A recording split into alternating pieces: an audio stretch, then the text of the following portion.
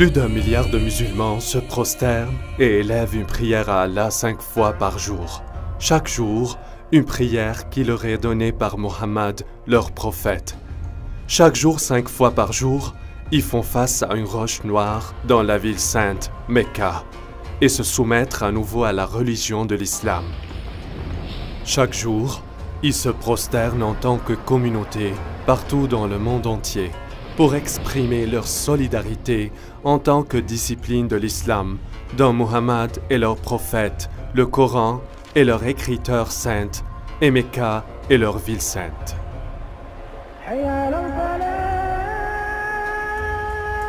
Cependant, comme les découvertes archéologiques commencent à pointer vers une histoire différente, qu'ils étudient sérieusement et qui s'opposent aux vérités autour de la fondation de l'islam, s'ils ont raison, quelles seront les implications de cela sur les musulmans aujourd'hui? Nous avons des moyens à notre disposition qui n'ont jamais été disponibles auparavant.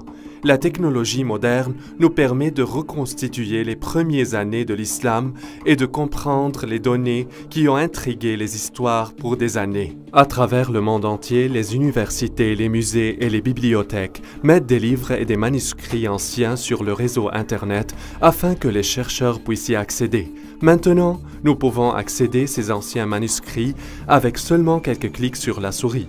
Aujourd'hui, les académiciens et les amateurs peuvent vérifier avec précision via satellite les emplacements et les détails qu'auparavant nécessitent d'énormes dépenses et efforts. Aujourd'hui et pour la première fois, une nouvelle ère de recherche entourant la fondation de l'islam voit le jour et nous pouvons enfin regrouper les événements qui se sont déroulés réellement à la péninsule arabique il y a 1500 ans.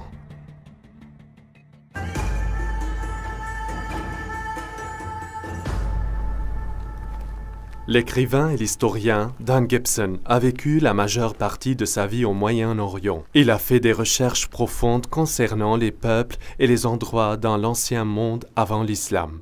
Je suis venu la première fois en Arabie au début de mes vingtaines et j'ai passé plus que 30 ans à découvrir tous les coins de cette partie formidable et étonnante du monde et regrouper des preuves d'une nouvelle théorie radicale que je pense va changer notre compréhension de l'histoire.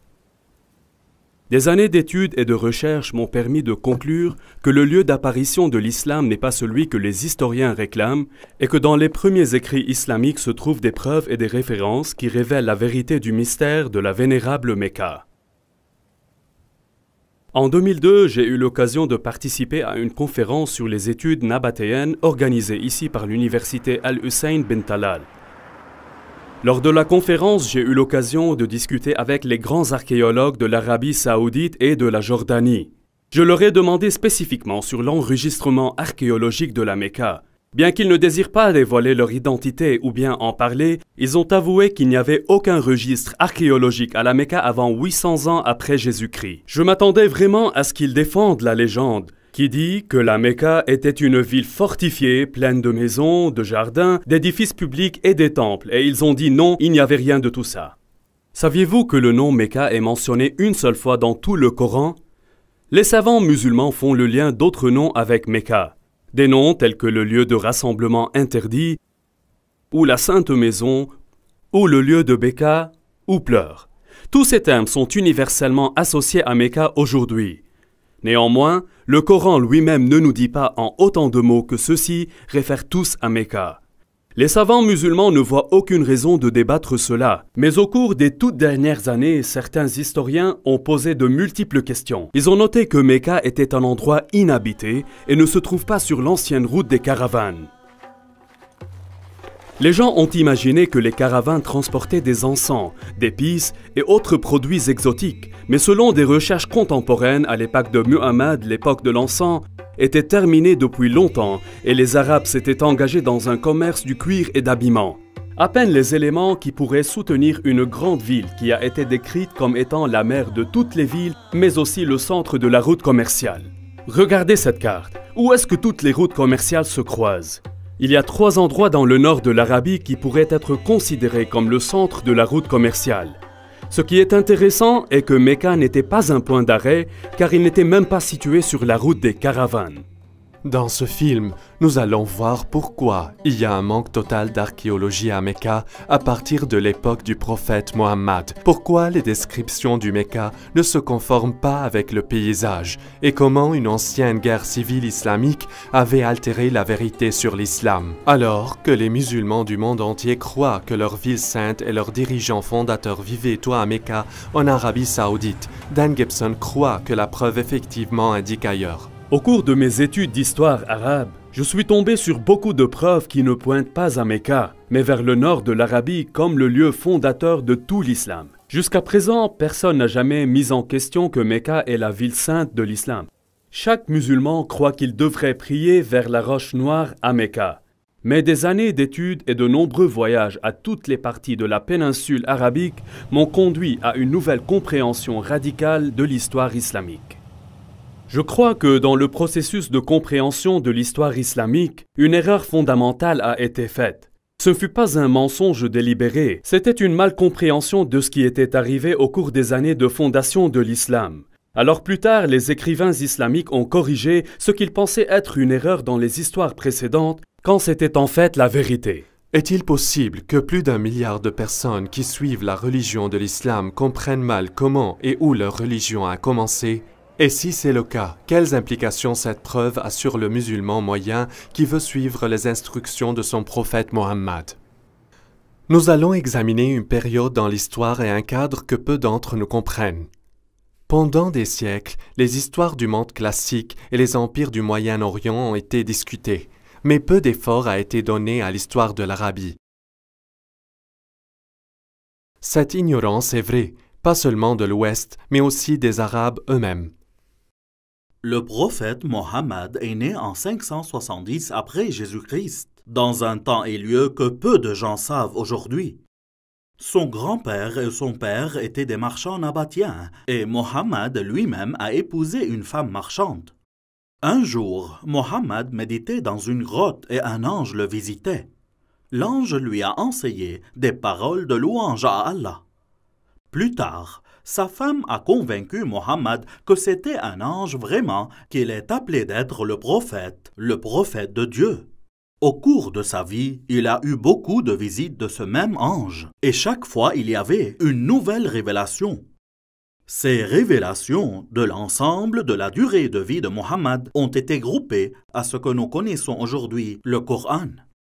Adel Shamari a étudié l'islam au collège islamique au Koweït. Au fil des années, lui et Dan ont formé une bonne amitié et ont souvent trouvé eux-mêmes attirés dans une profonde discussion sur la foi et de son histoire. Le message de Muhammad était « Il y a un seul Dieu et Muhammad est le dernier prophète de Dieu ». Ce qui laissait beaucoup des gens à Mecca furieux parce qu'il adorait d'autres dieux. Il adorait beaucoup d'idoles. Pour cette raison, les gens sont devenus en colère. La persécution a commencé contre Muhammad et sa minorité. Muhammad et ses partisans ont décidé de migrer vers Médine. Mohammed et ses partisans ont souffert de la persécution. Alors il fuit et quelques-uns de ses partisans à Médine. Cette ville s'est convertie à l'islam et Mohammed a établi un gouvernement là-bas. En fait, nous pouvons dater le calendrier musulman dès cette période de temps. Après, ses disciples ont commencé à attaquer les caravanes, en n'ayant plus de pouvoir et devenant nombreux, jusqu'à ce que finalement des gens se joignent à eux. Au point où ils sont devenus une présence militaire élargie, en fait à travers toute l'Arabie. Mohammed a donné sa vision de propager l'islam dans le monde entier. Cependant, il est mort de façon inattendue. Et à ce moment, les conflits conduisaient à des guerres civiles. Mais en dépit de ces différences et de ces divisions, il y avait le rêve continu d'étendre la foi au monde entier. Une grande partie de l'Afrique du Nord et l'Asie centrale sont devenues sous le règne de l'islam. Aujourd'hui, l'islam est la deuxième des plus grandes religions du monde. Aujourd'hui, partout dans le Moyen-Orient, quand les entreprises de construction veulent creuser pour une fondation, il devrait y avoir quelqu'un présent du ministère des Antiquités. Pas d'importance que vous soyez à Jérusalem, Damas ou Amman en Jordanie. N'importe où vous creusez, les chances sont que vous allez exposer un ancien site d'une certaine sorte. Dans la ville de Mecca en Arabie Saoudite, les développeurs ont creusé partout, élevé de grands bâtiments, des hôtels et des immeubles de grande hauteur. Mais à la surprise des archéologues, il n'y a pas des ruines d'une grande ville ancienne dans Mecca. La ville où Mohammed est né était une grande ville. Il n'a eu aucune difficulté d'élever un grand nombre d'hommes pour gérer de grandes caravanes et de marcher dans ses armées. Pas seulement elle a eu une importante population, mais elle était aussi une ville agricole. La ville Mecca a été connue sous le nom mère de toutes les villes dans le Coran. El-Qura est le nom en arabe. Elle implique une ville magnifique avec des ruines antiques et des murs de la ville. C'est une grande ville bien connue. Le prophète Mohammed aurait allé en avant pour ses affaires et voyagé loin jusqu'à ce qu'il atteigne les vallées de Mecca et les lots de ces vallées. Aïcha a mentionné comment l'un des hommes avait de nostalgie pour Mecca. Je l'ai voulu, mais j'ai passé une nuit dans la vallée, pleine de types d'herbes variées. Quand nous sommes venus à Mecca, nous avons vu une ville bénie avec de l'eau, des arbres, et en était ravis. Nous y sommes installés. Al-Bukhari parle d'un prisonnier qui mangeait des raisins alors qu'il était enchaîné avec du fer, et il dit « Ce ne fut pas le temps de fruits à Mecca ». Il est difficile de croire que ces choses ont été écrites à propos de Mecca. La zone autour de Mecca est rocheuse et déserte. Mecca atteint en moyenne moins de 10 cm de pluie par an. Ces températures extrêmement chaudes et ces conditions stériles rendent la cultivation de végétation très difficile et ainsi d'assurer la nourriture d'une grande population. Pourtant, la ville sainte de l'islam est décrite comme ayant des champs avec des arbres et des herbes et de la terre agricole, mais il n'y a pas de terre cultivable près de Mecca. Elle ne correspond pas aux descriptions anciennes. Ibn Ishaq a mentionné que les gens de Mecca étaient réticents à couper des arbres dans la zone sacrée.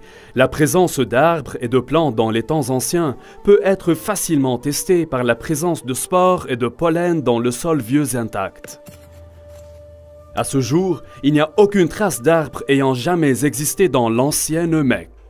Un autre puzzle est que la ville de Mecca est manquante sur toutes les premières cartes de l'Arabie. On pourrait penser qu'une grande ville marchande en Arabie serait mentionnée sur les premières cartes, mais pas une seule carte montre Mecca avant le temps de l'islam. Au fil des ans, j'ai récolté des copies de nombreuses cartes anciennes de l'Arabie. Je les ai traduites diligemment, mais je n'ai jamais trouvé Mecca mentionné une seule fois sur une carte avant l'islam. Saviez-vous que le nom de Mecque n'apparaît pas dans toute la littérature avant 740 après Jésus-Christ, 120 ans après la fondation de l'islam? Ne trouvez-vous pas mystérieux que pour les 120 premières années du début de l'histoire islamique, aucune des nations environnantes ne savait rien sur l'existence de Mecca? Comment une grande ville qui pourrait soulever des milliers d'hommes dans son armée, une ville qui avait l'agriculture, les arbres, l'herbe, les fruits et les raisins, peut être manquée par d'autres nations? Comment une grande ville avec des murs, des temples et des bâtiments publics n'existait pas dans les annales et d'autres nations? Surtout, il était une ville marchande qui a entrepris le commerce avec toutes les nations autour d'elle. Et le plus inexplicable de tout ça, c'est que quand nous allons à l'emplacement physique de cette ancienne ville, nous constatons qu'il n'y a pas d'enregistrement archéologique précoce. Il était un endroit insignifiant, même pas sur une route commerciale. Beaucoup d'historiens aujourd'hui sont venus à la conclusion que les informations de la fondation de l'islam sont tous des mythes. Il y a une différence entre ce que les dossiers islamiques nous disent et ce que les archéologues ont trouvé. Donc la conclusion que les documents islamiques sont tout simplement des mythes fabriqués. Durant mes années d'études, je suis devenu convaincu que les premiers enregistrements ne sont pas des mythes, mais ils réfèrent à un autre lieu qui correspond à l'ensemble de toutes ces descriptions. Personnellement, je crois que Muhammad est né et a grandi dans un autre endroit, et que les musulmans font face à la mauvaise direction quand ils prient.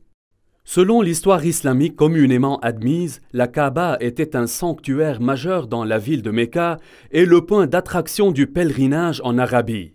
Un bon point de départ pourrait être d'étudier les pèlerinages avant la fondation de l'islam. Comme l'historien Tabari a enregistré, il y a deux types de pèlerinages. Le Hajj et la Umrah, le grand pèlerinage et le petit pèlerinage. Le grand-père de Muhammad s'habituait à effectuer la Umrah avant l'islam. Cette Umrah avant Mohammed était à un moment où le pèlerinage arabe aura eu lieu à un endroit connu sous le nom de lieu rassemblement interdit. Cet emplacement a occupé plusieurs idoles païennes. Ces noms étaient présents avant l'islam. Et les musulmans utilisent les mêmes noms aujourd'hui. Ces noms sont de l'extérieur. Ils ne sont pas islamiques.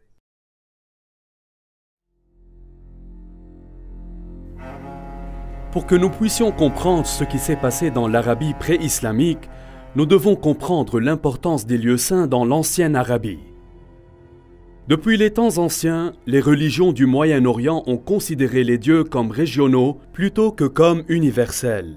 Les lecteurs modernes de l'histoire ont longtemps été influencés par les concepts grecs et romains du panthéon des dieux et ont parfaitement échoué à réaliser l'importance que les anciens Arabes donnaient aux dieux des régions spécifiques. Pour les anciens Arabes, il y avait des dieux qui vivaient en Mésopotamie, des dieux qui vivaient en Égypte et les dieux qui vivaient en Grèce et ainsi de suite. Les marchands arabes qui traversaient une zone respectaient les dieux locaux. Ils ne sont pas opposés aux dieux de différents endroits. Ils étaient opposés à la représentation d'un dieu sous forme humaine ou animale. Ils ont préféré utiliser des formes géométriques. Par exemple, ici, il y a un dieu sous la forme d'un bloc et là-bas à la forme d'un triangle. Chacun de ces dieux était considéré comme un dieu local et doit être respecté lors du passage à travers leur territoire. Une telle vision de la religion conduit naturellement à accepter les territoires et les lieux comme étant sacrés aux dieux spécifiques.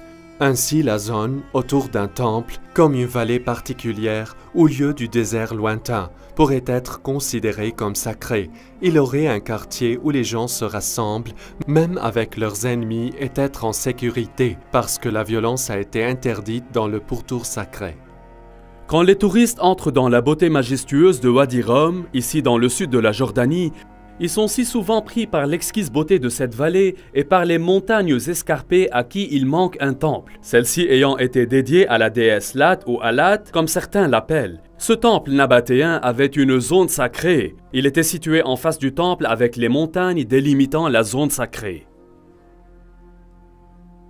Avant l'islam, les Arabes ont été divisés en plusieurs groupes. Ils croyaient en plusieurs dieux et souvent se sont combattus entre eux sur les questions tribales. La seule chose qui les unissait était le pèlerinage à un ancien lieu de rencontre. Le Coran appelle ce lieu Masjid al-Haram, ou le lieu de rassemblement interdit. Masjid signifie rassemblement et se traduit mosquée aujourd'hui. Avant l'islam, il n'y avait pas de mosquée. Donc, le masjid était tout simplement un lieu de rassemblement. Lieu de rassemblement interdit était un lieu sacré de refuge et de sécurité où les activités régulières cessent et la violence est interdite. Le concept de haram ou interdit est très important dans l'islam. Masjid al-Haram est mentionné dans le Coran et était dans la ville sainte de l'islam. Toute la zone autour Masjid al-Haram était une zone interdite. Allah a fait Mecca un sanctuaire sacré, et il était un sanctuaire avant et sera donc après. Aucun n'est autorisé à déraciner ses arbustes ou de couper ses arbres ou de chasser son jeu.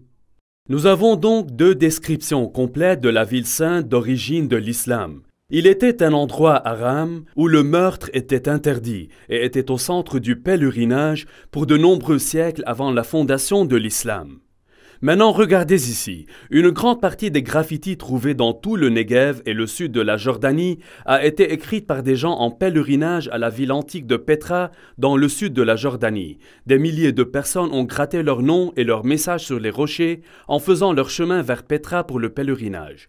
Cela crée un problème pour nous. Mecca est inconnu dans les cartes et dans la littérature avant et pendant la naissance de l'islam. Les descriptions telles que le centre de la route commerciale, la mère de toutes les villes et le point focal de l'ancien pèlerinage ne correspondent pas du tout. Comment pouvons-nous résoudre ce problème? La réponse vient naturellement de l'islam lui-même. Aujourd'hui, la Qibla dans toutes les mosquées est tournée vers la Kaaba. Il y a une place dans la mosquée appelée Mihrab où l'imam se lève et mène les croyants.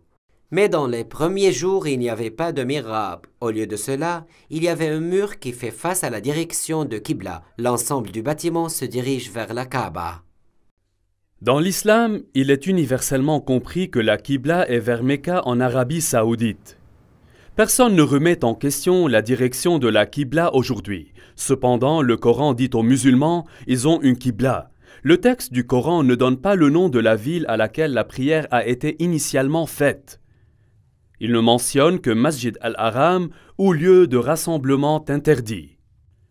Les musulmans croient qu'ils priaient initialement vers Jérusalem. Selon des sources islamiques, en 624 après Jésus-Christ, Muhammad a changé la Qibla vers Mecca. Muhammad a révélé donc cela dans la sourate 2 du Coran. Nous avons nommé la Qibla à vous. En fait, c'était un changement important, sauf à ceux guidés par Allah. Allah ne ferait jamais votre foi sans effet. Maintenant, nous allons vous tourner vers une Qibla qui doit vous plaire. Tournez votre visage dans la direction de la mosquée Masjid al-Haram, où que vous soyez. Tournez vos visages dans cette direction. En tant qu'historien de la péninsule arabique, je me suis toujours intéressé à trouver le lieu de l'original Qibla. Dans quelle direction Muhammad priait-il avant que la Qibla n'ait été changée? Était-ce Jérusalem comme certains le prétendent? Était-ce la Syrie comme certains le prétendent? Ou était-ce une toute autre direction? Si nous avions à faire cette étude il y a 100 ans, il aura fallu une quantité incroyable de travail et de recherche. Nous aurions à parcourir le monde à la recherche des anciens sites pour trouver les premières mosquées de l'islam. Maintenant, en quelques instants, nous pouvons faire ce qui d'habitude prenait toute une vie. Google Earth nous permet d'examiner les sites de l'espace et les sites web comme ArcNet qui peuvent nous transmettre les résultats de toutes les recherches faites par des centaines d'étudiants et des professeurs. Nous pouvons examiner les structures en fonction de divers critères. Nous choisissons les bâtiments islamiques, on les organise par date dans une liste chronologique. Ensuite, on détermine quand ils ont été construits et vérifier la direction de leur Qibla pour déterminer quand elle a changé. Déterminer la direction de Qibla n'est pas une science exacte. Certaines des premières mosquées comme celle-ci n'étaient pas exactement des carrés. Alors les chercheurs doivent trouver le mur de la Qibla et projeter de 90 degrés à partir de ce mur. Parce que les premiers bâtiments ne sont pas carrés, nous ne pouvons pas utiliser les parois latérales ou les parois arrière.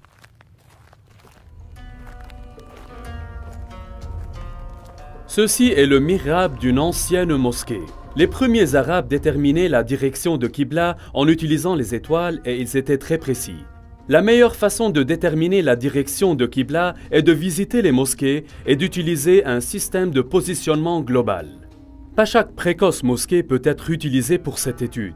Beaucoup d'entre elles étaient totalement reconstruites en prolongation, si bien qu'il ne soit plus du tout possible de déterminer la direction originale de leur Qibla.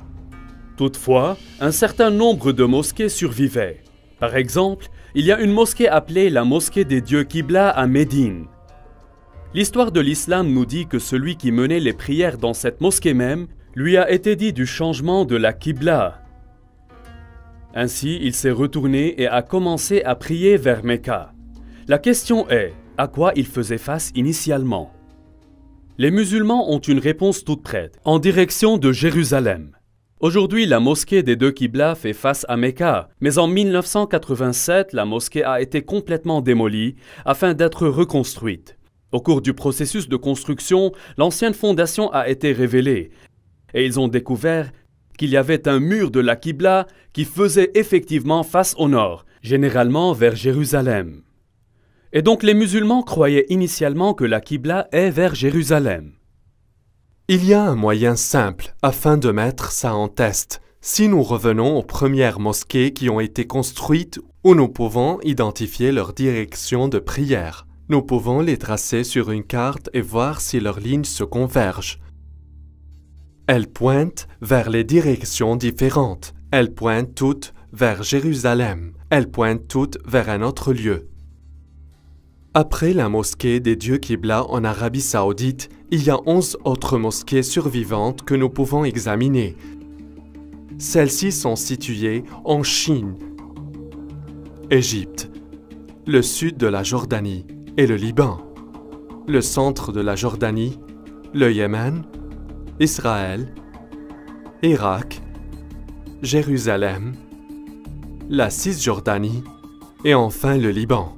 Si nous suivons l'ordre dans lequel elles ont été construites, la deuxième mosquée survivante a été construite à Guangzhou en Chine. Guangzhou est le nom moderne pour ce qui était connu par la ville de Canton. Lorsque Marco Polo est arrivé à cette ville en 1300 après Jésus-Christ, il a découvert plus de 100 000 commerçants arabes et persans qui y vivaient. Les Arabes faisaient du commerce avec les Chinois pour des centaines et des centaines d'années. Tout cela est bien documenté. Et Abi Waqqas, un oncle de Muhammad, a voyagé en Chine pour une mission commerciale. Et selon les manuscrits chinois, il a construit une mosquée pour les Arabes à Canton en 627 après Jésus-Christ, ou 6 ans après la fondation de l'islam. J'ai examiné personnellement cette mosquée et j'ai utilisé un appareil GPS pour déterminer la direction de Qibla de la mosquée. Ce que j'ai trouvé était surprenant. Cette mosquée ne fait pas face à Mecca. Elle fait face à 12 degrés au nord de Mecca, ce qui signifie qu'elle ne fait pas non plus face à Jérusalem. Sa Qibla passe au sud de Jérusalem. La mosquée suivante a été construite en 641 après Jésus-Christ, environ 20 ans après la fondation de l'islam dans la ville de Fostat, juste à l'extérieur du Caire. Cette mosquée a été reconstruite et agrandie plusieurs fois, de sorte qu'aujourd'hui la fondation d'origine n'est plus évidente. Cependant, une description du plan du sol original de la mosquée a survécu, et les dossiers islamiques nous disent que la première Qibla faisait face à l'est et plus tard a dû être corrigée vers le sud, vers Mecca. Le suivant bâtiment islamique survivant est le palais de Omeyyade, construit ici à Homaïma, dans le sud de la Jordanie. Vers 700 après Jésus-Christ ou environ 80 ans après la fondation de l'islam, la famille Abbas a construit ici une grande maison. Cette maison n'avait pas une zone spéciale pour la mosquée, plutôt les croyants s'alignaient ici dans la cour pour la prière. Cette maison a une direction de Qibla, mais pas en direction de Jérusalem. L'année suivante, une nouvelle mosquée a été construite à Baalbek au Liban. Notez que sa Qibla ne pointe pas vers Mecca. Un an plus tard, les Omeyyades construisent un grand lieu impressionnant ici sur la citadelle à Amman en Jordanie. Cette mosquée se dirige vers le sud et Mecca est ici. Après quelques années, en 705 après Jésus-Christ, ou 84 ans après la fondation de l'islam, les musulmans ont construit la grande mosquée de Sanaa, dans la capitale du Yémen. Bien que cette mosquée se dirige en général vers Mecca, en fait, elle se dirige un peu à l'ouest de Jérusalem. L'année suivante, en 706 après Jésus-Christ, les dirigeants des Omeyyades musulmans construisent Kirbat al-Minya, un grand complexe de palais en Israël sur les rives de la Galilée. Ce complexe de palais avait une chambre spécifique utilisée comme une mosquée. Selon une inscription mise sur une passerelle, il a été construit 87 ans après la fondation de l'islam par le souverain musulman El-Walid. Ce bâtiment et sa mosquée ne font pas face à Jérusalem. Cette même année, les musulmans ont aussi construit la mosquée Wasit en Irak. À l'origine, les archéologues ont affirmé que cette mosquée faisait face à Jérusalem. Pourtant, d'autres recherches ont montré que ce point de mosquée se dirigeait vers le sud de Jérusalem. La mosquée suivante est la mosquée Al-Aqsa à Jérusalem même. Cette mosquée n'est pas le temple d'hommes, mais plutôt la vieille mosquée au sud de la coupole. Cette mosquée est déjà à Jérusalem, mais elle a aussi un Qibla. Et il ne pointe pas vers Mecca.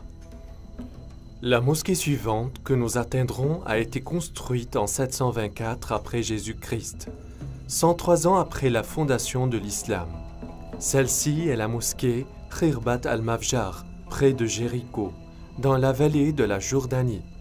Ce palais a été construit près de la fin de la dynastie des Omeyyades. En regardant le plan d'étage, nous pouvons voir que le palais et sa mosquée font face au sud plutôt que vers Mecca. Cette même année, une mosquée a été construite à Anjar, environ 58 km de Beyrouth. Elle a été construite près de la fin de la période omeyyade, et pas plus de 30 ans plus tard, Elle est tombée en ruine et a finalement été abandonnée. Comme elle n'a jamais été reconstruite, on peut facilement déterminer la direction de Qibla, qui ne pointe pas vers Mecca ou Jérusalem. Maintenant, nous allons mettre tout cela ensemble sur une seule carte. Le résultat est étonnant. Au cours des 100 premières années de l'islam, 100% de toutes les mosquées survivantes que nous avons localisées jusqu'à maintenant font face à une place dans le sud de la Jordanie plutôt que de Mecca, du nord-sud et ouest. Toutes les mosquées se dirigent vers un seul endroit. Ce n'est pas une petite erreur dans la détermination de la direction de Qibla, car toutes visent spécifiquement un seul endroit. Directement sous ce point se situe l'ancienne ville de Petra. C'est une ville qui est bien connue pour nous aujourd'hui. Elle est un site touristique populaire. Les touristes viennent de partout dans le monde pour admirer les grands temples et les monuments de cette ville. Serait-ce que Petra est la mère de toutes les villes décrites dans le Coran? Elle a été au centre des anciens pèlerinages arabes. Alors Petra pourrait être aussi le lieu de naissance de Mohammed et la ville fondatrice de l'islam. Dan, c'est étrange. Vous dites que c'est Petra, mais Bukhari dit que c'est Jérusalem.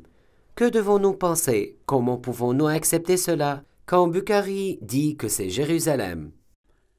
Chaque bon musulman me dit que les musulmans se sont habitués à prier en faisant face à Jérusalem. Ils le savent parce que Bukhari leur a dit ça. Et je suis d'accord. Bukhari dit que c'était Jérusalem. Mais Bukhari a écrit cela 200 ans après Muhammad. Et il l'a écrit plus de 100 ans après que le changement de Qibla a eu lieu. Il n'est donc pas un témoin oculaire, il est tout simplement le collecteur de ce dont les gens se souviennent. Et il a noté en fait plusieurs idées contradictoires qui circulaient à cette époque-là. Alors que certaines personnes ont été en train d'offrir la prière du matin à Quba, un homme est venu et a dit « Un ordre coranique a été révélé à l'apôtre d'Allah ce soir, qu'il doit faire face à la Kaaba à Mecca. Alors vous aussi, vous devez tourner vos visages vers elle. » À ce moment, leur visage était vers la Syrie. Et en entendant cela, ils se tournèrent vers la Kaaba de Mecca. Je crois que Muhammad, tout en vivant dans Médina, il priait en se dirigeant au nord vers Petra, qui était dans la province romaine de Syrie. Au moment où Bukhari recueillait ces histoires, les gens avaient oublié Petra, et tout le monde se souvenait que leurs grands-parents priaient vers la Syrie. Dan, le Coran nous dit que Masjid el-Haram est en Mecca. Alors, où est l'emplacement réel? Ceux qui apportent l'argument à propos de Mecca posent un point intéressant. Je suis d'accord que dans la littérature islamique, le nom Mecca est synonyme de la première ville sainte de l'islam. Lorsque Muhammad était un jeune homme, les gens ont décidé de reconstruire la Kaaba. Dans les décombres, ils ont trouvé plusieurs blocs de construction avec des inscriptions écrites en syriaque, la langue des Nabatéens. Et ils ont trouvé un juif qui pourrait leur traduire. « Je suis Allah, le Seigneur de Mecca. Je l'ai créé le jour que j'ai créé le ciel et la terre, et formé le soleil et la lune, et je l'ai entouré avec 7 pieux anges. Elle se tiendra tant que ces 2 montagnes se présentent comme une bénédiction pour ces gens avec du lait et de l'eau. » Le mot Beka est un ancien mot sémitique qui signifie pleurer ou se lamenter. Si le titre Beka a été attribué à un emplacement, cela voudrait dire le lieu de pleurer. Le nom Beka n'a jamais été utilisé pour Jérusalem. Il n'apparaît qu'une seule fois dans la Bible, dans le psaume 84. Ici, il est utilisé en référence à une vallée de larmes. Mais le Coran parle aussi d'une vallée de larmes où Agar pleurait Ismaël. Le Coran interpose cette histoire dans Beka qui est le premier nom du lieu où la Kaaba a été construite. Certes, cet endroit n'était pas Jérusalem, qui a été une ville construite au sommet d'une montagne et non dans une vallée. Je pense que la réponse est assez simple. Il y avait beaucoup de grands tremblements de terre à Petra, tels que celui de 551 après Jésus-Christ, seulement 19 ans avant que Mohammed ne soit né. On nous dit que lors de ce tremblement de terre, une grande partie de Petra a été détruite. Petra aurait pu être appelée la vallée de Beka parce que beaucoup de personnes ont été tuées au cours de nombreuses années à cause de tous ces tremblements de terre. Si Petra est la ville sainte de l'islam, Alors il devrait y avoir des preuves de la tribu de Muhammad et Quraysh autour de Petra. Si Dan Gibson peut trouver la tribu de Muhammad, il soutiendra grandement sa théorie que Muhammad était de la région Petra et non de Mecca.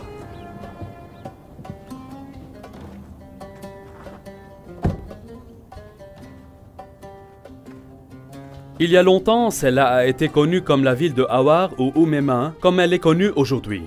Les archéologues ont découvert une ferme appartenant à la famille des Abbassides et une mosquée construite quelque temps plus tard. Quand les musulmans de l'Irak actuel ont vaincu les Omeyyades de Damas, ils voulaient un membre de la famille de Muhammad pour soutenir et légitimiser leur révolte. Et alors, ils sont venus ici, pour Oumema, 27 000 de Petra. C'était là qu'ils ont trouvé la famille de Muhammad et la tribu Quraysh.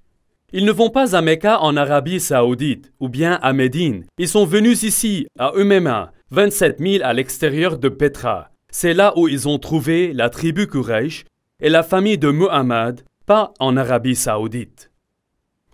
Jusqu'à présent, nous avons découvert que les premiers mosquées de l'islam toutes faisaient face à la ville antique de Petra. Mais est-ce que la ville de Petra s'adaptait aux descriptions islamiques de la ville sainte d'origine de l'islam? Il y a une histoire racontée par tous les premiers biographes de Muhammad, qui concerne Abdallah, le père de Muhammad. Un jour, il travaillait dans le champ et venait à la maison avec de la boue sur ses mains. Il va vers sa première femme et dit « Couche avec moi », mais elle a refusé parce qu'il était sale. Alors il est sorti, s'est lavé et est allé vers sa deuxième épouse, Amina. Elle est devenue enceinte et de cette façon, Muhammad est né. Ce qui est important pour nous dans cette histoire est que tous les premiers auteurs ont utilisé le même mot pour la saleté sur les mains d'Abdullah. Ils utilisent tous un mot arabe pour le sol, en particulier le sol d'un terrain ou d'un champ cultivé. Le problème est, il n'y a pas de terre cultivable près de Mecca. Cependant, quand nous arrivons à Petra, nous découvrons que Petra avait l'eau, les champs et les arbres. Selon les archéologues, il y avait des jardins publics et privés, ainsi que l'eau courante était amenée dans la ville par des aqueducs et des pipes en terre. Les archéologues ont décrit les arbres fruitiers, les vignes et les jardins existants dans l'ancienne Petra. Même aujourd'hui, il y a des parcelles de terre cultivées entre Petra et Al-Baïda qui est à 5 km. En analysant le sol antique, les chercheurs ont découvert, il y a seulement 100 années, que les collines autour de Petra ont été couvertes d'arbres comme le chêne, le genévrier, la pistache et la caroube. Non seulement la ville sainte possédait des arbres et des champs, mais elle était aussi une ville fortifiée. Ibn Ishaq dit « Et ils l'ont entouré comme il était à côté de l'un des murs de Mecca ». Maintenant, c'est très déroutant, car Mecca n'avait pas de mur de ville. Certains pensent que peut-être ce fut une maison dans Mecca, mais Ibn Ishaq dit expressément « les murs de Mecca ». Mais Mecca n'a pas été une ville fortifiée. Alors quoi à propos de Petra? Petra a été construite dans une vallée. De chaque côté de la vallée, il y avait de grandes montagnes avec des falaises. Ces falaises étaient comme les murs de la ville. Ainsi, les habitants de Petra construisent des murs d'une falaise de montagne à une autre falaise de montagne, à la fois de ce côté de la vallée et de l'autre aussi. Donc Petra avait des murs de la ville. Une autre caractéristique distinctive de Petra est qu'elle contient un fleuve très unique. En général, vous avez une vallée avec des montagnes d'un côté et des montagnes de l'autre, et aussi un fleuve qui passe au centre de la vallée. Mais dans ce cas, il y a longtemps, les tremblements de terre ont fissuré ces montagnes, donc il y a une fissure dans cette montagne. L'eau coule dans cette fissure à travers la vallée et sort de la fissure de l'autre côté. Les Nabatéens ont construit une rue à colonnade d'une montagne à une autre montagne. Et à côté, il y avait un cours d'eau de pluie. Allons-y. Dans l'islam, un des devoirs des pèlerins est d'aller 7 fois entre 2 montagnes appelées Marwa et Safa. Ce qui est intéressant, c'est qu'Al-Bukhari nous dit que Muhammad a choisi de faire cette course dans le cours d'eau de pluie entre les 2 montagnes. Mais il y a des problèmes. Safa et Marwa sont juste de petites roches. Aujourd'hui, ils sont logés à l'intérieur du bâtiment de la mosquée. Comme vous pouvez le voir sur ce dessin, il n'y a pas un cours d'eau de pluie entre ces deux rochers. Mais ici à Petra, la description s'applique exactement d'une montagne à l'autre. Il y a 4 passages dans le bassin de Petra. Puisque Petra est dans une vallée, on peut y entrer de chaque extrémité de la vallée. Au cours de l'année de la conquête de Mecca, le prophète est entré dans Mecca de sa partie supérieure. Mais il y avait aussi d'autres moyens d'entrer à Petra. Les anciens documents nous disent qu'on pourrait entrer et sortir à la ville sainte d'une fissure dans les roches.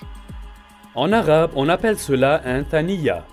Al-Bukhari le mentionne plusieurs fois.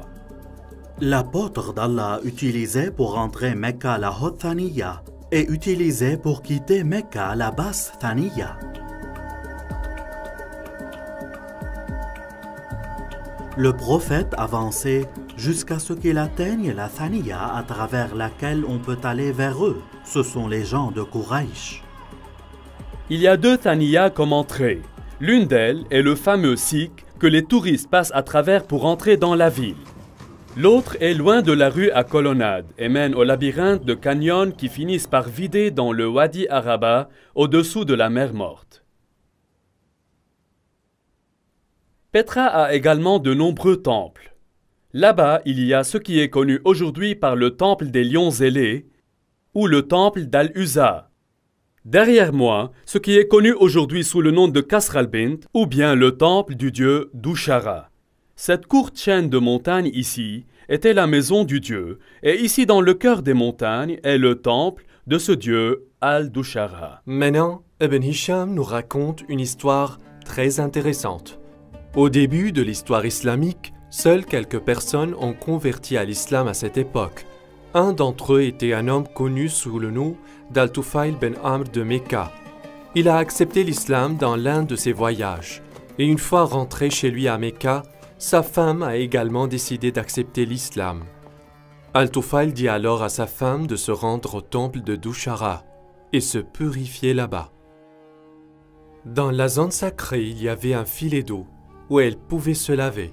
Elle l'a fait et rentra chez lui et a appris à propos de l'islam.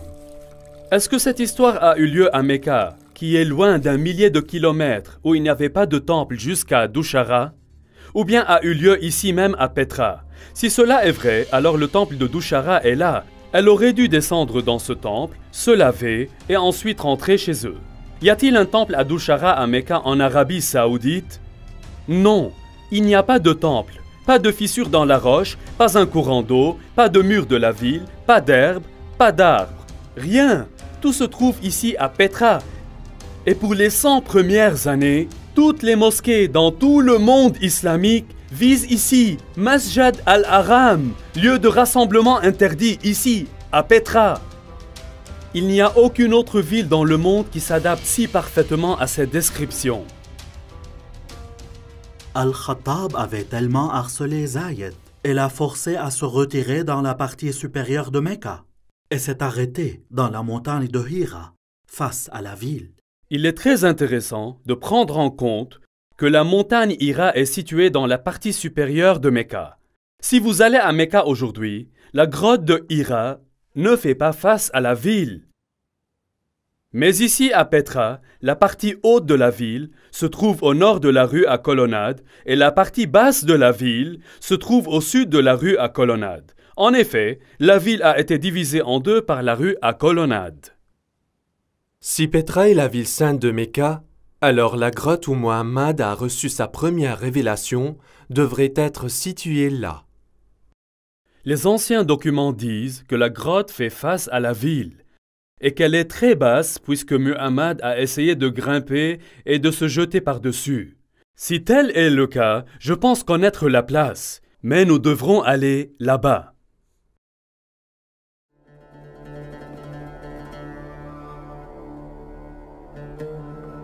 Ici, dans cette grotte, nous pouvons voir qu'il y a beaucoup de différents dieux-blocs.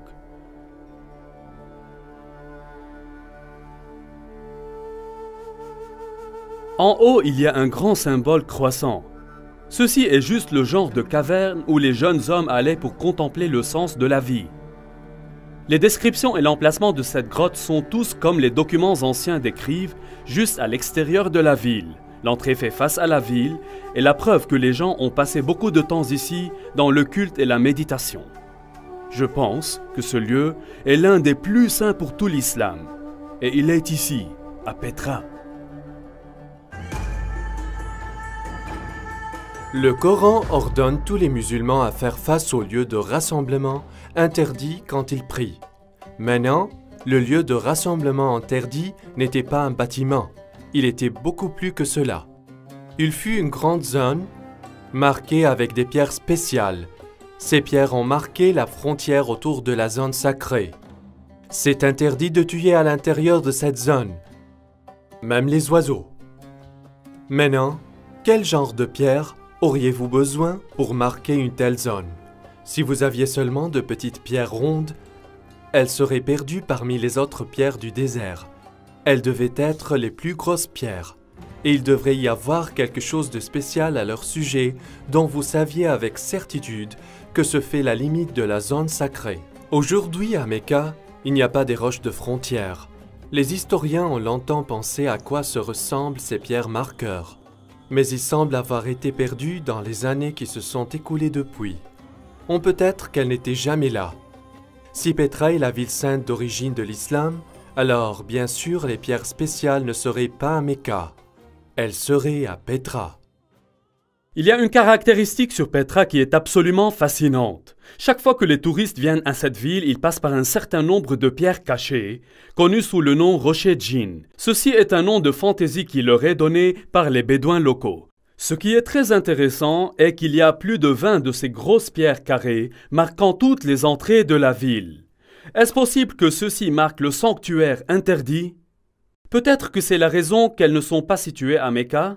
Si c'est vrai, alors Masjid al-Haram ou le sanctuaire de rassemblement interdit aurait été situé ici. Et si elle se trouvait ici, alors la Kaaba aurait été située ici aussi. Mais elle ne l'est pas, parce qu'un homme nommé Ibn Zubayr l'a déplacée. Jusqu'à présent, dans ce programme, nous avons examiné la direction de la prière que les musulmans à l'origine faisaient face. Comme nous l'avons vu, toutes les mosquées construites au cours des 100 premières années de l'islam pointent vers Petra. En utilisant les deux mosquées dans la citadelle d'Amman, Dan Gibson a déterminé les années approximatives du changement de la direction de Qibla. Est-ce que l'histoire islamique nous donne des indices quant à la raison pour laquelle la direction de la prière avait changé? Si l'on regarde dans l'histoire islamique à ce moment précis, nous nous trouvons face à face avec la deuxième guerre civile islamique. De nombreuses guerres ont eu lieu dans l'islam. Il y avait des guerres civiles après la mort de Muhammad. Pour cette raison, il y a des chiites et sunnites aujourd'hui dans l'islam. Les Omeyyades, qui étaient sunnites, ont triomphé et gouverné Damas. À cette époque-là, le gouverneur dans la ville sainte était Abdallah ibn Zubayr.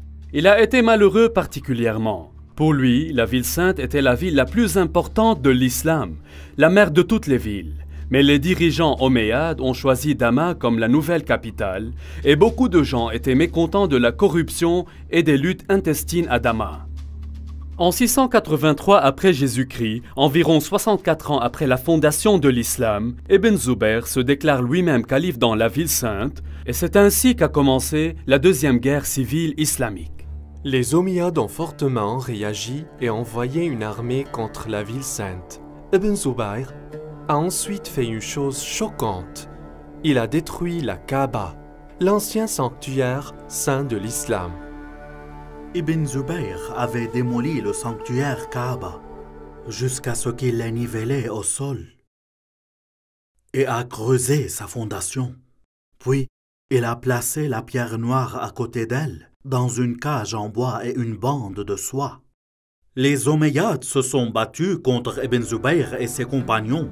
Mais après 40 jours, les nouvelles sont arrivées. Le calife à Damas est décédé. Maintenant, les Omeyyades généraux ont insisté que la bataille n'était pas terminée, mais qu'ils doivent retourner à Damas afin qu'un nouveau calife puisse être établi. Les membres de la famille royale des Omeyyades étaient venus à la bataille aussi, et ils ont insisté qu'ils doivent retourner à Damas sous la protection de toute l'armée. Donc toute l'armée s'est avancée. Le problème que nous avons ici est une question de temps. Les dossiers islamiques sont tout à fait clairs que, lorsque le calife est mort, son fils âgé de 13 ans règne à sa place. Al-Tabri, volume 20, nous dit spécifiquement que son fils a survécu seulement 40 jours après la mort de son père, avant que lui aussi ne soit tué. Pendant ce temps, toutes les armées de la ville sainte retournaient à Damas. Maintenant, une armée en mouvement lent aurait pris plusieurs jours pour couvrir le trek de 1400 km à travers le désert de Mecca en Arabie Saoudite pour arriver à Damas en Syrie. Si l'armée pouvait se déplacer de 20 000 par jour, il leur fallait encore 43 jours. Lorsque vous ajoutez le temps qu'a pris le messager pour apporter le message, le temps qu'il a fallu pour l'armée à décider de revenir et de se mobiliser, et aussi la marche de 43 jours, tout simplement il n'y a pas assez de temps. Mecca est trop loin pour être crédible. Toutefois, si la ville sainte était Petra, les distances seraient toutes considérablement réduites. Ce problème de distance empoisonne encore et encore l'histoire islamique. Mecca, en Arabie Saoudite, est tout simplement trop loin pour être compatible avec la plupart des contes dans l'histoire islamique au début. Maintenant, avec l'accalmie dans la guerre, Ibn Zubayr a eu le temps de reconstruire ses défenses et préparer le retour de l'armée omeyyade. Je voudrais vous montrer quelque chose. Voici quelques volumes de l'histoire de l'islam d'Al-Tabri. Al-Tabri a réussi à collecter une quantité massive de matériel et il a écrit à propos de ce qui est arrivé au cours de chaque année de l'histoire islamique. Il a consacré des chapitres entiers, parfois même 2 chapitres à chaque année, mais quelque chose d'étrange s'est vraiment passé. La fameuse bataille pour la ville sainte se déroule sur plusieurs années, mais l'an 70 de l'histoire islamique est d'une grande et réelle importance. Remarquez qu'Al-Tabri a écrit 15 pages décrivant ce qui s'est passé en l'an 69 et 27 pages décrivant ce qui s'est passé aussi en l'an 71. Mais où est l'année 70? Regardez ceci. À propos de l'année 70, Al-Tabri écrivait seulement quelques lignes de texte. N'a-t-il pas trouvé plus d'informations sur cette année, ou est-ce plus tard que les éditeurs ont censuré cette année du dossier d'Al-Tabri? Seulement quelques lignes, mais ce qu'il enregistre nous donne quelques détails existants et croustillants. Il nous dit que Mus'ab ibn Zubayr, apparemment un frère de Abdallah, apporte des équipements à la ville sainte. Est-ce que ces équipements étaient des matériels militaires? Non, il dit qu'il a amené beaucoup de chevaux et de chameaux. Je crois que c'était l'année où les disciples d'Ibn Zubayr se déplaçaient au sud de Petra, dans les déserts de l'Arabie, pour trouver un endroit où ils pourraient tenir contre les forces omeyyades. Tous les détails de cette année ont été retirés de l'histoire d'Al-Tabri, mais nous savons qu'ils ont obtenu beaucoup de chevaux et de chameaux, ce qui n'aurait eu aucun autre but que de déplacer un grand nombre de personnes hors de la ville. Cette accalmie dans la guerre a continué l'année suivante, afin qu'Ibn Zubayr profite de la pause pour entreprendre un projet religieux. Il a décidé de reconstruire la Kaaba. Mais Al-Tabri ne nous racontait pas où la nouvelle Kaaba a été construite. Était-ce à Petra ou bien dans un tout nouvel emplacement plus sûr loin de Mecca? Je crois que la nouvelle Kaaba a été construite en Arabie Saoudite et que la roche noire a été déplacée pour la sauvegarder. Donc même si Ibn Zubayr a perdu la ville sainte, il avait encore la roche et une nouvelle Kaaba. Après qu'un nouveau calife a été établi, l'armée omeyyade se retournait. Cette fois, l'armée était plus grande et les Omeyyades ont apporté de grandes armes de guerre avec eux. Parmi eux, une machine de lancement en pierre appelée Manjanik. La guerre entre Ibn Zubayr et Al-Hajjaj a eu lieu durant 6 mois et 17 nuits dans le creux de Mecca. Yusuf ibn Mahak dit « J'ai vu la Manjanik avec des pierres lancées. Le ciel tonnait et s'éclairait, et le bruit du tonnerre et de la foudre dépassait celui des pierres, de sorte qu'il les a couvries. »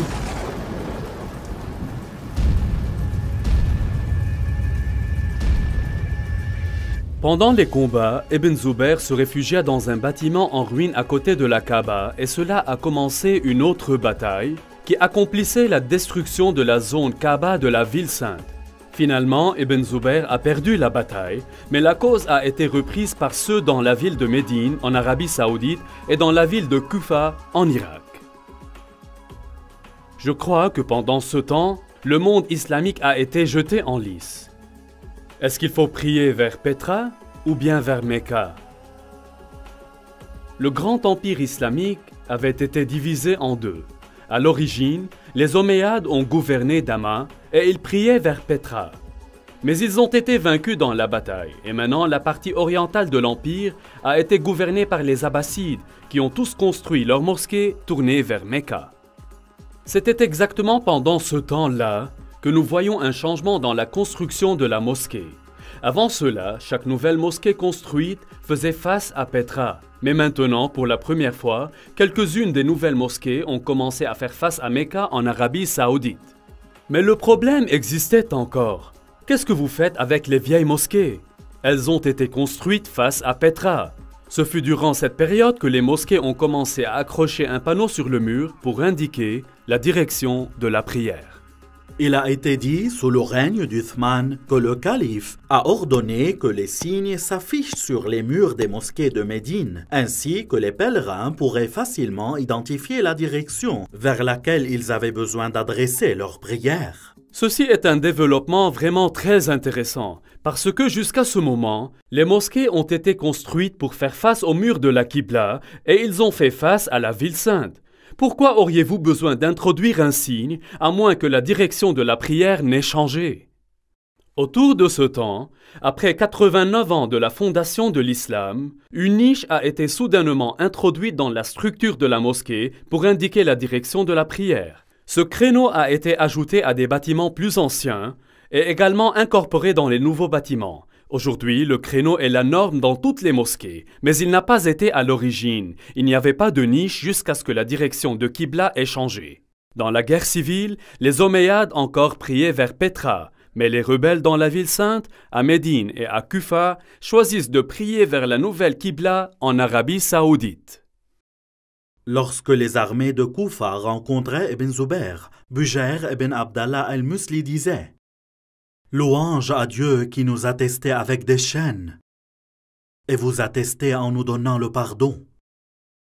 Ibn Zubayr, nous sommes des gens qui se tournent vers la même Qibla que vous. » Quelle étrange phrase! Nous sommes des gens qui se tournent vers la même Qibla que vous. Les historiens musulmans se disputent que cela signifie que c'est la même Qibla que tous les autres. Mais maintenant que nous avons découvert des preuves du changement de Qibla en ce moment même, cette phrase prend une signification particulière.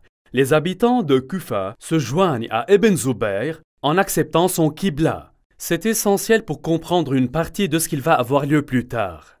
Même si Ibn Zubayr était finalement tué et semblait perdre la guerre civile, la ville de Kufa jouait un rôle majeur dans le développement de la nouvelle dynastie abbasside et Kufa devenait un centre théologique et un lieu pour copier le Coran.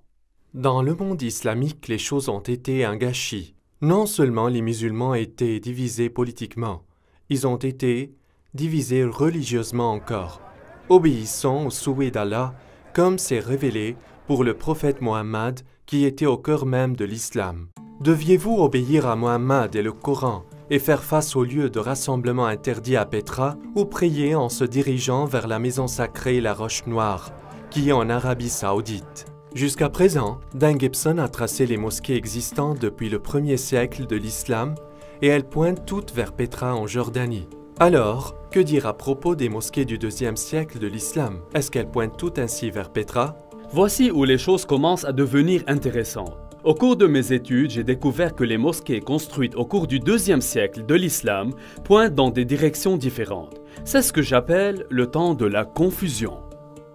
Après 102 ans de la fondation de l'islam, la mosquée de Oumar a été construite dans le sud de la Syrie, dans l'ancienne ville de Basra. Comme vous pouvez voir, l'orientation de la mosquée ne pointe pas vers Mecca, mais il est clair qu'elle ne pointe pas également vers Petra aussi. 5 ans plus tard, les musulmans au pouvoir ont construit un palais en Syrie, connu sous le nom de Qasr al-Ir el-Gharbi. Ceci est un dessin du plan du palais et la mosquée dans le coin du complexe. L'ensemble du complexe semble faire face à quelque part entre Petra et Mecca. Quelques années plus tard, le palais Qasr al-Khair el-Sharqi a été construit à environ 100 km au nord de Palmyre. Si nous examinons le plan sol des bâtiments du palais, nous remarquons que le palais et sa mosquée ne semblent pas alignés ni à Mecca ni à Petra. Encore une fois, ils pointent entre les deux. Est-il possible que quelque chose était arrivé et a obligé les constructeurs de ne pas vouloir choisir ni Pétra ni Mecca? Alors, ils ont pointé la Qibla entre les deux. Nous pouvons voir sur la carte que la Qibla se dirige exactement entre les deux villes. Il n'est pas une légère erreur de calcul, mais une volonté délibérée d'éviter à la fois Pétra et Mecca. Nous devons donc trouver une réponse ailleurs pour expliquer ce changement. 109 ans après la fondation de l'islam, une mosquée a été construite à Bangor, au Pakistan. Comme toutes les autres mosquées de la période, elle avait seulement un mur de la Qibla sans niche. Cette mosquée a cependant fait face vers Mecca, en Arabie Saoudite. Ici, nous avons la première mosquée que nous pouvons identifier comme pointant vers Mecca. Il peut y avoir eu d'autres construites qui n'existaient plus. Mais cette mosquée est importante, car elle est la plus ancienne mosquée survivante que nous pouvons vraiment dire qu'elle fait face à Mecca en Arabie Saoudite. Et ce qui est étonnant, c'est qu'elle a été construite environ 100 ans après la mort de Mohammed. Ceci est très récent pour les historiens musulmans et il va causer à l'histoire islamique traditionnelle toutes sortes de problèmes. L'un des bâtiments les plus importants de notre étude se trouve ici sur la citadelle d'Amman en Jordanie. Ce palais omeyyade a été construit environ 122 ans après la fondation de l'islam. Maintenant, si vous vous souvenez, nous avons regardé une mosquée omeyyade construite ici. Cette mosquée pointe directement vers Pétra. Mais quand ils ont construit le palais, la direction de son Qibla était directement vers Mecca.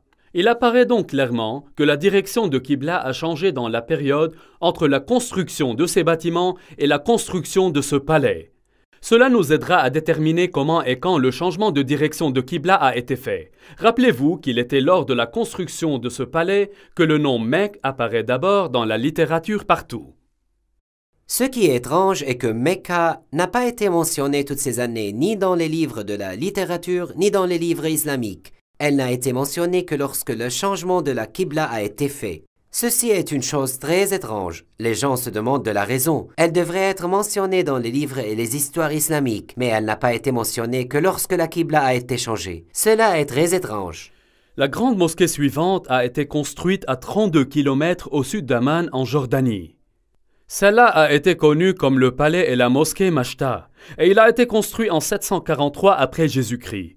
Comme vous pouvez le voir, il était un très grand et impressionnant palais omeyyade, avec la mosquée située dans la partie sud de la structure, en face de Pétra. En effet, l'ensemble du complexe fait face à Pétra.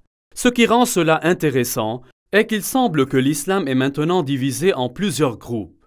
Il y avait les traditionalistes qui ont construit leur mosquée comme celle-ci, face à Pétra, mais il y avait des réformateurs dont les mosquées faisaient face à Mecca, et il y avait d'autres qui ne sont pas dans les deux groupes et ils ont refusé de choisir l'une de ces qiblas.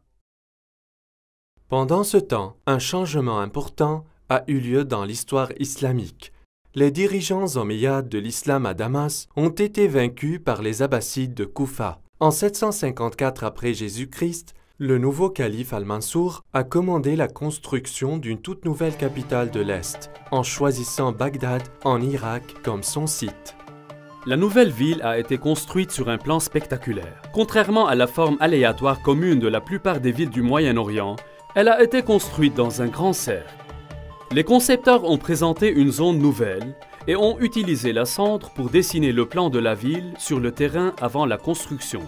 La ville, qui a été achevée en 767 après Jésus-Christ, était de 2 km de diamètre. Comme vous pouvez le voir sur ce dessin, la principale mosquée de la ville n'avait aucune niche indiquant la direction de la prière. Cela devait venir plus tard. Un mur a été utilisé comme mur de la Qibla et ce mur se dirigeait directement vers Mecca, comme toutes les autres mosquées construites à partir de ce temps par les dirigeants abbassides. Si cela est vrai, alors le prophète Mohammed et les 4 premiers califes qui ont bien guidé dans l'islam et les princes omeyyades suivants qui ont gouverné l'islam de Damas priaient tous vers la ville de Pétra. Mais à la fin du règne des Omeyyades, quelque chose est arrivé et a obligé les constructeurs de changer la direction de leur mosquée. Quelques-uns faisaient face à Pétra, quelques-uns à Mecca, et certains ont choisi d'être neutres et visent entre les deux. Cela a créé un problème pour la moitié occidentale de l'islam.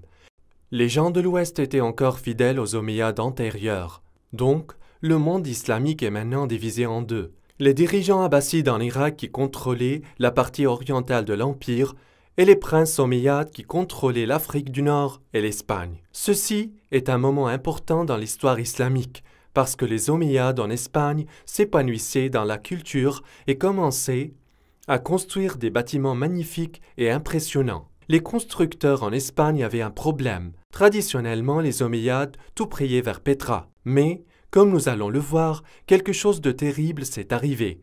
Les futures mosquées ne feront plus face à cette direction. Leurs ennemis, les Abbassides, priaient maintenant vers Mecca en Arabie Saoudite. Donc, ils ne voulaient pas choisir cette direction de la prière. Alors, que devraient faire les Omeyyades? En examinant les mosquées construites par les Omeyyades d'Espagne, j'ai découvert un développement plus surprenant. Ces constructeurs n'ont choisi ni Petra ni Mecca. Maintenant, comme nous l'avons vu, certains des constructeurs du Moyen-Orient ont choisi de pointer leur qibla entre les deux villes. Mais les constructeurs en Afrique du Nord et en Espagne ont décidé de faire quelque chose de complètement différent. Au fil des années, les historiens ont toujours été intrigués par ces mosquées. Leur qibla semble pointer vers quelque part en Afrique du Sud. Mais toutes les mosquées africaines et espagnoles soulignaient légèrement des endroits différents. Tout semble réellement très confus. Cependant, lorsqu'elles sont portées sur une carte, nous pouvons voir que les mosquées d'Afrique du Nord et d'Espagne ont toutes les qiblas parallèles à une ligne tracée entre Petra et Mecca. Donc, plutôt que de choisir Petra ou Mecca, ils ont choisi de faire leur qibla parallèle à une ligne tracée entre les deux villes. Tous les musulmans savent que Mecca est en Arabie Saoudite, mais vous dites que Mecca est à Petra. Sur quoi avez-vous basé pour aboutir à cette théorie? Quelle est votre orientation et preuve pour ça, Monsieur Dan? Nous savons que Mecca est en Arabie Saoudite. Alors sur quelle base vous dites ces choses? Si vous n'êtes toujours pas convaincu, je veux vous montrer quelque chose d'autre. Vous souvenez-vous quand nous avons discuté de la deuxième guerre civile islamique? Ibn Zubayr se barricade dans la ville sainte et l'armée syrienne omeyyade l'entourait et la gardait pendant 4 mois. Au cours du mois d'octobre, les Syriens ont apporté une catapulte jusqu'au mur de la ville où ils ont lobé les rochers tout droit dans les lieux saints de l'islam. Comment est-ce possible? Normalement, les gens vivaient derrière les murs de la ville. Une catapulte écrasait tout simplement les maisons des gens. Mais dans ce cas, on dit que la catapulte a frappé les lieux saints de l'islam dans le centre de la ville. Comment est-ce possible? Eh bien, ici à Petra, il y a une caractéristique unique. Petra avait des murs au nord et au sud. Les murs de la ville ont traversé la vallée. Mais au nord, les murs n'atteignaient pas tout le long du chemin vers le canyon, car il y avait un cours d'eau qui traversait le canyon. Je crois que les Syriens ont apporté leurs catapultes tout droit dans la rivière asséchée, à l'endroit où ils pourraient lancer les rochers au cœur même de la ville pour attaquer la Kaaba et les lieux saints de l'islam. Les archéologues de l'université Brown ont creusé ici à Petra depuis de nombreuses années. Le projet était d'excaver ce qui est connu comme la région du Grand Temple.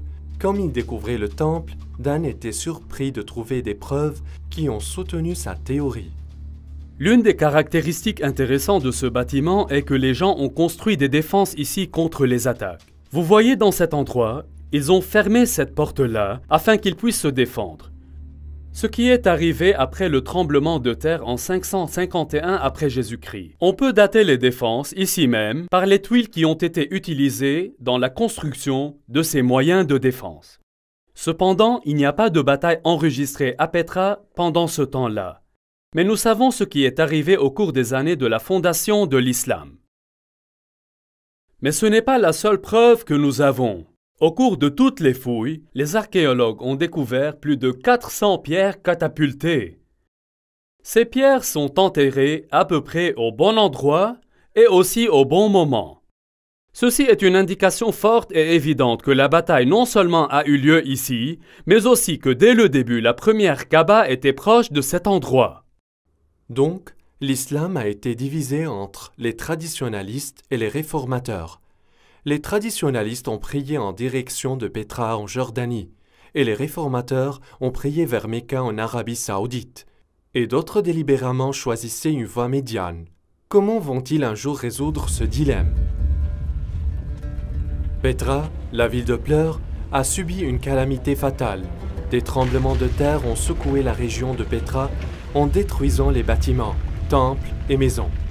Les dégâts ont été tellement mauvais que la ville n'a jamais été reconstruite à nouveau. La preuve de cette première Kaaba est disparue maintenant. Les pierres catapultées ont détruit une grande partie et Ibn Zubayr a détruit le reste. En 712, un tremblement de terre a détruit le barrage qui détournait l'eau autour de Petra. Donc les eaux de crue durant les années ont annulé toutes les preuves qui restaient. Donc, avec la mémoire de Petra disparaissait de vue, les chroniqueurs de l'histoire islamique ont écrit peu de Petra et 150 ans plus tard, ils n'ont jamais mentionné le nom de nouveau. Dans le temps, les souvenirs de ces deux endroits se sont fusionnés en un seul, celui de Mecca en Arabie Saoudite. À partir de ce temps, tous les Qibla faisaient face ici. Ce ne fut que lorsque les outils archéologiques modernes, photos satellites et Internet ont permis aux historiens, universitaires et aux chercheurs du monde entier de récupérer une image différente. Ceci est une chose étrange. C'est la première fois que j'en ai entendu parler. Voulez-vous vraiment que les musulmans y croient cela? Pourquoi n'est-il pas écrit dans la littérature islamique ou enregistré dans les livres d'histoire? Vous dites que les musulmans ont oublié, intentionnellement oublié. Comment n'est-il pas mentionné? C'est étrange. Afin de comprendre les événements qui ont influencé l'écriture de l'histoire islamique, nous devons effectivement reconnaître plusieurs choses.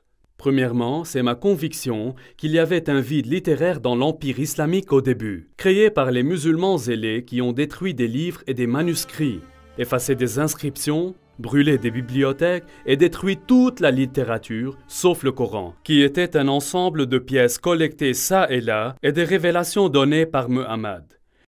Cette destruction de documents écrits par les forces islamiques a été bien documentée. Un élément de preuve est une lettre de 640 après Jésus-Christ du calife à général Amrou, le chef des armées musulmanes en Égypte, qui a demandé à calife que doit-il faire avec les milliers de manuscrits qu'il a trouvés dans les entrepôts en Alexandrie. La réponse du calife a été enregistrée et connue depuis des siècles. En ce qui concerne les livres que vous avez mentionnés, voici ma réponse. Si leur contenu est en conformité avec les révélations d'Allah, nous pouvons le faire sans eux. Car dans ce cas, les révélations d'Allah sont plus que suffisantes. Si d'autre part, ils contiennent de la matière non conforme aux révélations d'Allah, il n'y a aucune nécessité de les préserver. Procédez ensuite et les détruire. L'écrivain musulman Ibn al-Kifti nous dit que les livres ont été distribués aux bains publics d'Alexandrie où ils ont été utilisés pour nourrir les poêles qui ont gardé les bains tout à fait réchauffés. Ils disent qu'il a fallu 6 mois pour brûler toute cette matière. Eutychius, le patriarche de Constantinople, a enregistré qu'il y avait 4000 bains qui ont reçu des livres de la bibliothèque d'Alexandrie. Cette combustion de livres, pourtant, n'a pas commencé en Égypte, mais 4 ans plus tôt, en Perse, les armées de calife Omar ont rencontré les armées perses dans la bataille de Qadisiyah en l'an 636 après Jésus-Christ. Au début de janvier 637, l'avant-garde musulmane a atteint la périphérie de Ctésiphon et mis le siège devant la ville pendant 2 mois. Finalement, la ville est tombée et les musulmans l'ont prise. Pendant les combats, les palais et la bibliothèque de Ctésiphon ont été délibérément brûlés. En fin de compte, le seul livre qui a réussi à survivre en Arabie était le glorieux Coran. En ce qui concerne l'histoire du Coran, les historiens ont lutté. Il semble que la grande partie du Coran a été retenue de manière orale plutôt que sous forme écrite. Alors que les Arabes avaient une grande mémoire et avaient la capacité de conserver l'intégralité du Coran, la rétention des matériaux dans une tradition orale souffre de plusieurs difficultés. Tout d'abord, la précision des souvenirs des personnes concernées doit être parfaite et pointilleuse. Dans le cas du Coran, des arguments ont surgi sur des divers versets. Comment ils doivent être rendus et s'ils doivent ou non être inclus dans l'ensemble. Ensuite, le problème du transfert de toutes les connaissances des savants aux novices est souvent une mission difficile. Dans le cas du Coran, la plupart des hommes qui ont mémorisé les paroles de Muhammad étaient aussi des guerriers. Comme c'est souvent le cas, les guerriers meurent dans la bataille et leur connaissance du Coran périt avec eux. Ceci est amplement illustré dans la bataille de Yamama, quand on estime que 450 hommes qui avaient mémorisé le Coran ont été tués. Hudayfa bin al-Yaman est venu chez Uthman au moment où le peuple de Damas et le peuple de l'Irak ont été en guerre pour conquérir l'Arménie et l'Azerbaïdjan. Hudayfa avait peur parce que les gens de Damas et de l'Irak avaient des différences dans la récitation du Coran.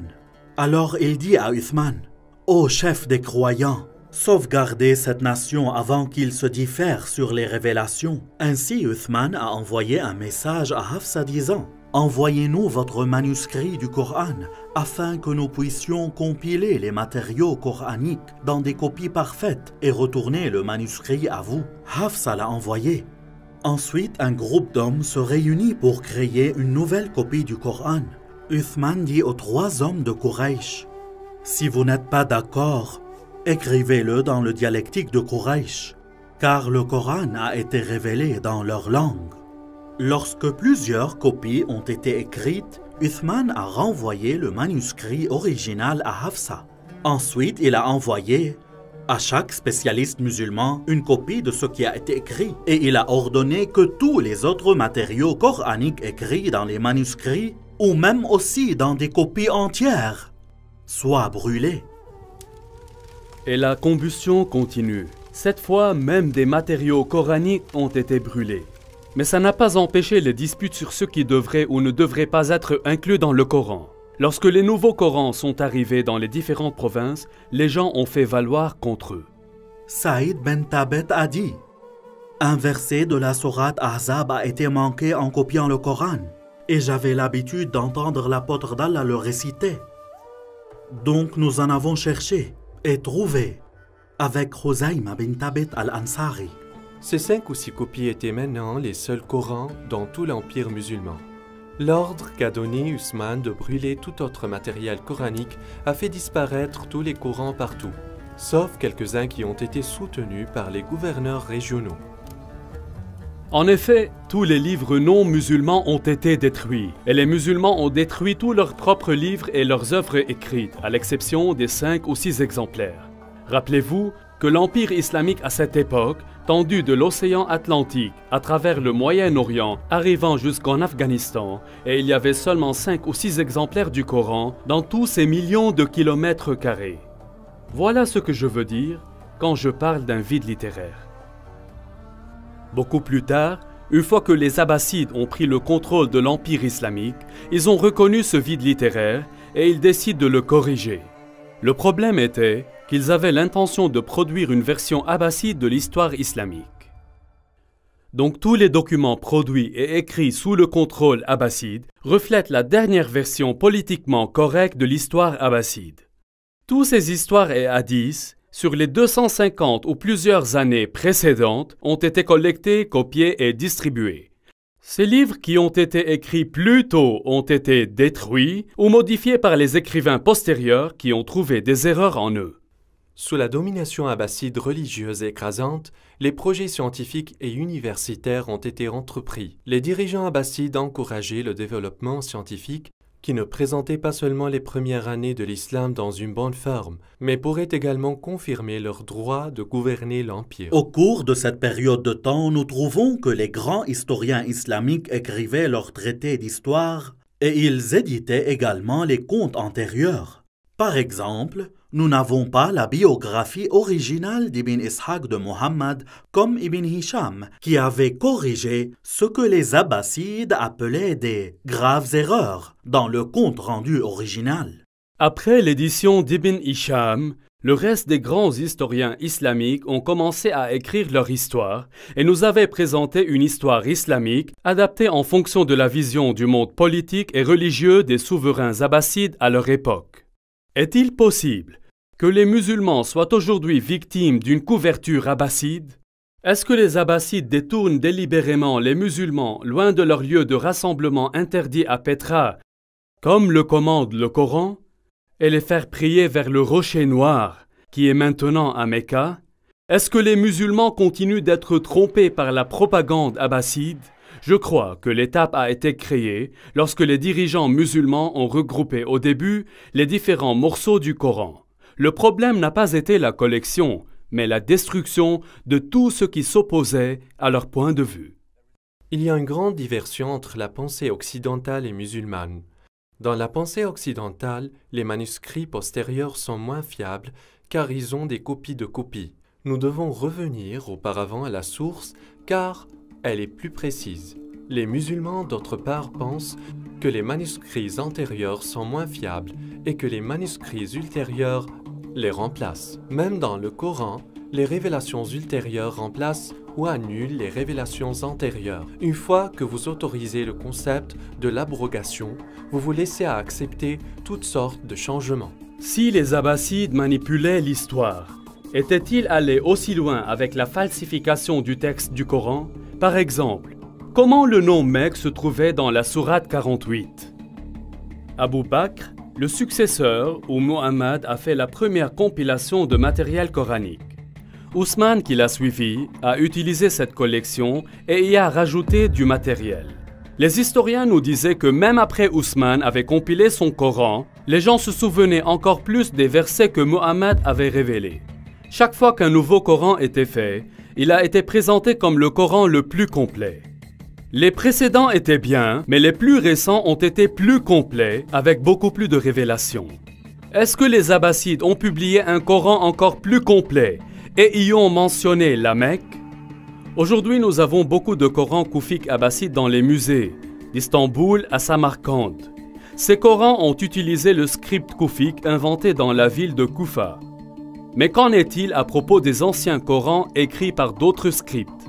J'ai cherché très souvent beaucoup de parchemins coraniques antérieurs, faits et écrits dans le script pré-koufique. Il ne fallait donc pas vraiment être très surpris qu'aucun des éléments pré-koufiques comprenait les versets sur le changement de la Qibla ou bien de la ville de la Mecque. Les historiens m'ont contesté que je sois en train de réécrire toute l'histoire islamique. Je vous assure que je ne suis pas en train de le faire. Je suggère seulement un tout petit changement. Il y a longtemps, la ville sainte de l'islam a été désignée comme Becca. Je crois que c'était un nom utilisé pour la ville de Petra après les tremblements de terre répétés qui ont tué beaucoup de personnes. Après qu'Ibn Zubayr a déplacé la pierre noire de Mecca, les scribes n'avaient qu'à faire un petit changement aux écritures islamiques.